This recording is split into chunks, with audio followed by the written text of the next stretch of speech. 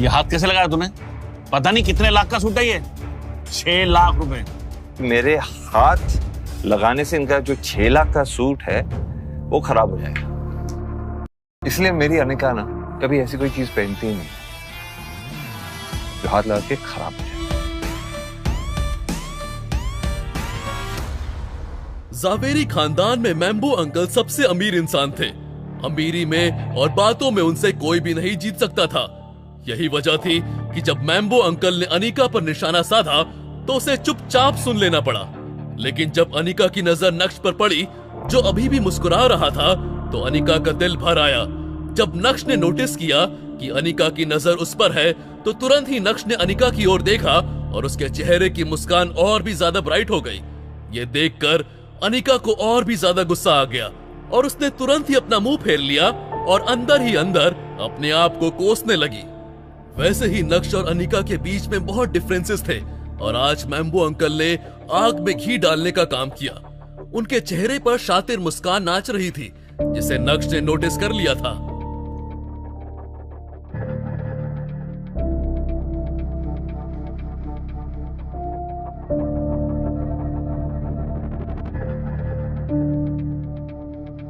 Wow Mambo uncle, ये champagne तो काफी कीमती लगती है। आपकी चॉइस की तो दाद देनी पड़ेगी। ये भी तो काफी महंगी लगती जैसे आपका ये सूट है। ये हाथ कैसे लगाया तूने? पता नहीं कितने लाख का सूट है ये। 6 लाख रुपए। तुझे तमीज नाम की चीज नहीं है ना तेरे अंदर? मैम्बो अंकल बहस करने के लिए हमेशा तैयार रहते थे। उन्हें छोटी छोटी बातों को बड़ा बनाने में बहुत मजा आता था। मैम्बो अंकल के बिहेवियर से नक्श को कोई फर्क नहीं पड़ा और मैम्बो अंकल की ओर देखते हुए तंज मारते हुए कहा, सॉरी, ये हाथ मैं ठीक है। अरे आप घबराइए मत प्लीज, आप नाश्ता कीजिए। वो क्या है ना कि मैम्बो अंकल को लगा कि मेरे हाथ लगाने से इनका जो 6 लाख का सूट है वो खराब हो जाएगा। इसलिए मेरी अनिका ना कभी ऐसी कोई चीज पहनती ही नहीं जो हाथ लगा के खराब हो जाए। और मेरी अनिका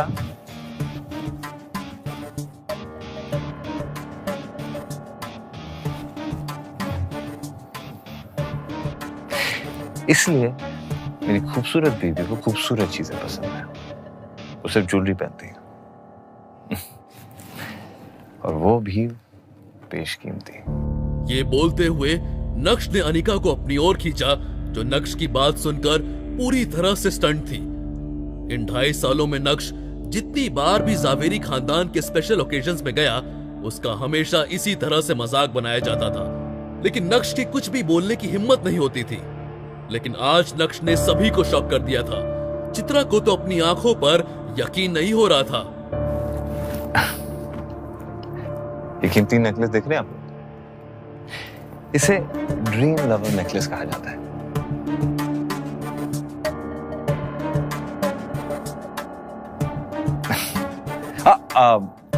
अंकल आप इनकी कीमत मत पूछिएगा क्योंकि आपने ये जो महंगा वाला सूट पहना हुआ है ना उससे कहीं ज्यादा महंगाई है। मतलब अगर आप ऐसे 100 सूट भी बना देंगे ना फिर भी ये ड्रीम लवर नेकलेस की बराबरी नहीं कर पाएगा। वो कहते हैं ना कि शब्दों में बहुत ताकत होती है।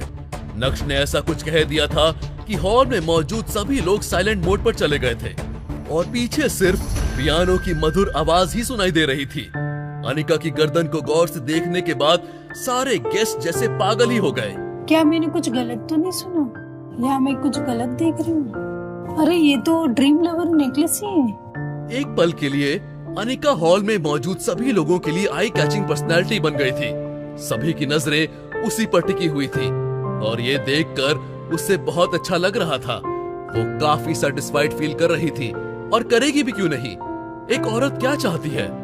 यही कि सब उसकी तारीफ करें और अनिका के साथ यही तो हो रहा था। कुछ समय पहले अनिका को नीचा दिखाया गया था और अब देखिए अनिका टॉप पर पहुंच गई थी। उसी समय अनिका ने अपना ध्यान नक्श पर लगाया जो ठीक उसके बाजू में खड़ा था। चित्रा के साथ साथ अब अनिका को भी यकीन हो गया था कि नक्श बदल गया है। खैर ये समय नक्श के अंदर आ रहे चेंजेस जानने का नहीं बल्कि अपनी और ज्यादा वाहवाही लूटने का था। इसलिए अनिका बार बार अपना हाथ ड्रीम लवर पर लगाते हुए सभी को दिखाने और साथ ही साथ जलाने की कोशिश कर रही थी। तुम सब लोगों को बेवकूफ बना रहे हो। अरे कैसा ड्रीम लवर? तुम लोगों के पास इतने पैसे कहां से आ गए कि तुम ड्रीम लवर खरीद सको? मुझे यह पक्का यकीन है कि अनिका ने नकली ड्रीम लवर नेकलेस पहना हुआ है। हालांकि उन्हें पता था कि वो असली ड्रीम लवर ही है, लेकिन इस समय वो अपनी बात को सामने रखते हुए उसे फेक बताने की कोशिश कर रहे थे। उन्हें लग रहा था कि लोग उनकी बात पर यकीन करेंगे और ये बात आगे तक जाएगी। वैसे भी उन्हें इस तरह की बहस करने में मजा ही मजा मिलता था। जब नक्श ने ये सुना तो उसके चेहरे के एक्सप्रेशंस पूरी तरह से बदल गए थे। मुंह बनाते हुए नक्श ने कहा, आपको यकीन करना है तो कीजिए, वरना मत कीजिए, उससे हमें कुछ फर्क नहीं पड़ता।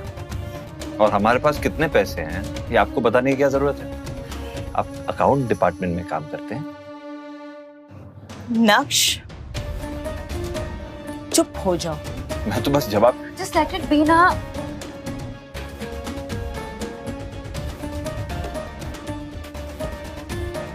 भाई साहब, नक्श आपसे बहुत छोटा है। कभी कभी गुस्सा आ जाता है तो वो छोटे बड़ों का लिहाज भूल जाता है, पर आप तो बड़े हैं। आप क्यों ये सब फालतू की बहस में पड़ रहे हैं? छोड़िए ना, जाने दीजिए। मैम्बो भाई, अच्छा कावेरी दिखाई नहीं दे रही है, बच्चे भी नहीं दिखे, कहाँ है सब? अरे कावेरी तो इटली में है भाई। उसका अपना बुटीक का बहुत बड़ा काम है। वो आप लोगों की तरफ फ्री थोड़ी है।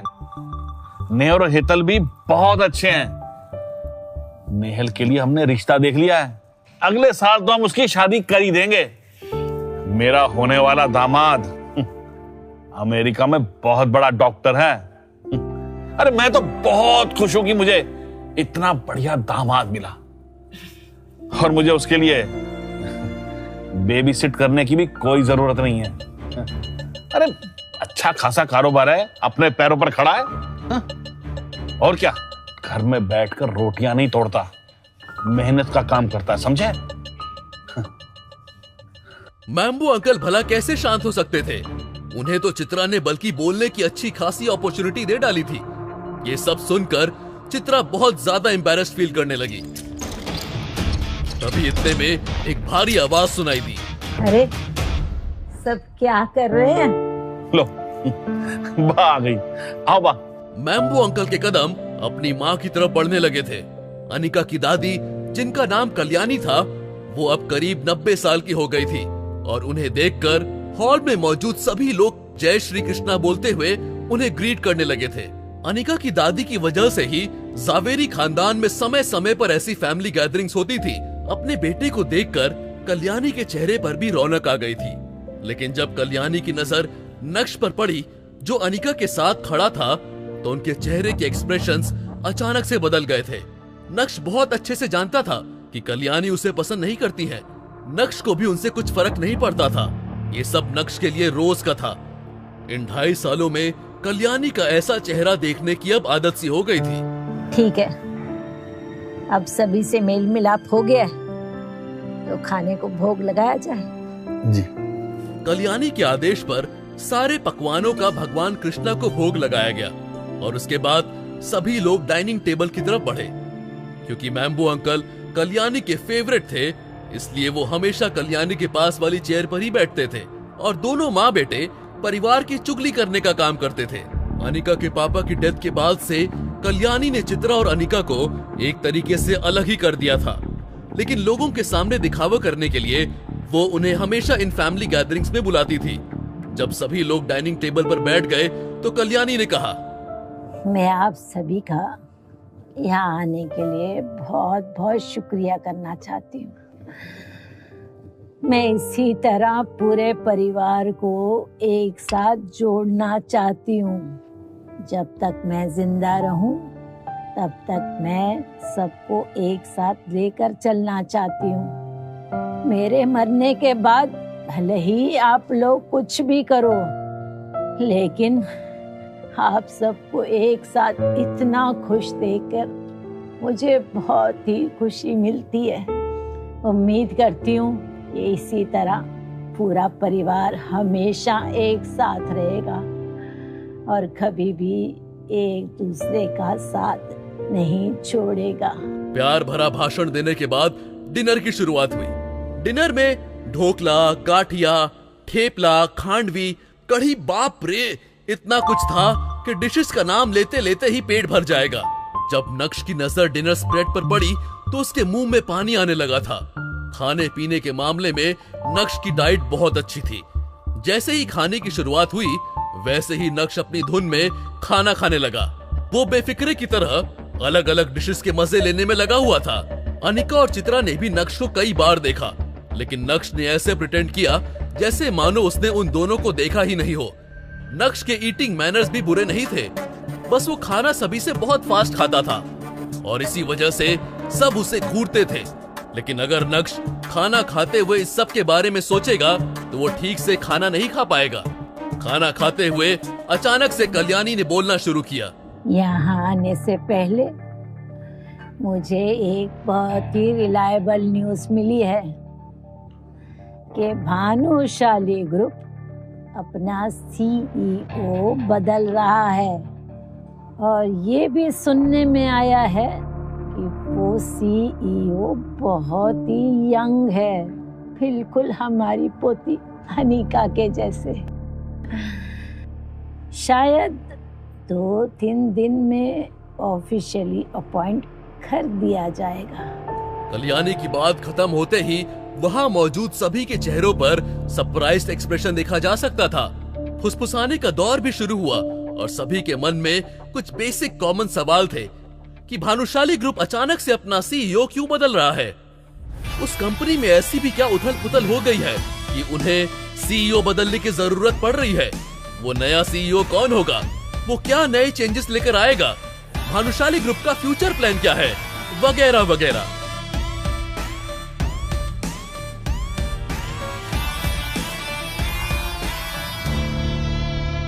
हालांकि सभी लोगों को पता था कि ये उनके लिए एक अच्छी अपॉर्चुनिटी साबित होने जा रही है।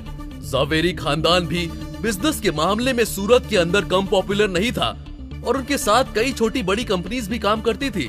लेकिन अब उन्हें भानुशाली ग्रुप के साथ मिलकर काम करना था, क्योंकि भानुशाली ग्रुप मार्केट में बहुत स्ट्रॉन्ग था और कुछ कुछ कंपनीज होती है ना जिनका नाम सुनकर ही काम हो जाता है।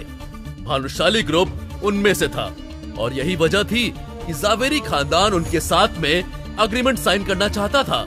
यकीन मानिए, अगर ये अग्रीमेंट साइन होता है तो इससे जावेरी खानदान को बहुत फायदा होगा। जावेरी खानदान की ऊंचाई की नई शुरुआत हो जाएगी। लेकिन क्या भानुशाली ग्रुप का नया सीईओ जावेरी खानदान से कोई डील करेगा? क्या नक्श जावेरी खानदान की हरकतों को भूल जाएगा? क्या नक्श अपनी बीवी अनिका के लिए जावेरी खानदान से डील करेगा? तब क्या होगा जब जावेरी खानदान को पता चलेगा कि भानुशाली ग्रुप का नया सीईओ नक्श है? अनिका और चित्रा की तरफ से कैसा रिएक्शन आएगा? मैम्बो अंकल का क्या? वो तो नक्श को फ्री की रोटी चबाने वाला समझ रहे हैं, तो नक्श उनसे कैसे निपटेगा? जानने के लिए सुनिए।